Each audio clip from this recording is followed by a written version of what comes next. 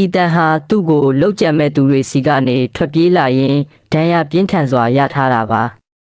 လစ်လီဟာကြောက်လန့်နေပေမဲ့လည်းသူမရဲ့ဖြူစင်တဲ့စိတ်ထားလေးကြောင့်တွေးထွက်လွန်နေတဲ့ဤတန်ကိုလစ်လူမရှုရက်ပါဘူးရှင်ဒဏ်ရာရနေတဲ့ကျမပတ်တီးစီးပေးပါရစေလို့ဆိုပြီးအဖွားစီကတင်ထားတဲ့ရှေးဦးဒူနာပြုစုနေလေးနဲ့ဤတန်ရဲ့ဒဏ်ရာကိုဂယုတစိုက်ကုသပေးလိုက်ပါတယ်ဤတန်တယောက်အံ့ဩသွားပါတယ်လောကကြီးတစ်ခုလုံးကသူ့ကိုတတ်ချင်နေချိန်မှာဒီရိုးသားတဲ့တောသူကောင်မလေးကသူ့ကိုကယ်တင်ဖို့ကြိုးစားနေတာကသူ့ရဲ့ရေခဲလိုအေးဆက်နေတဲ့နှလုံးသားကိုရုတ်တရက်အရေးပျော်သွားစေခဲ့ပါတယ်။ဤတန်ကသူမကိုစိုက်ကြည့်ရင်မင်းကိုငါသဘောကျသွားပြီအခုကစပြီးမင်းဟာငါပိုင်ပဲလို့ဩဇာတိတ်ကမအပြည့်ပါတဲ့အတန်နဲ့ပြောလိုက်ပါတယ်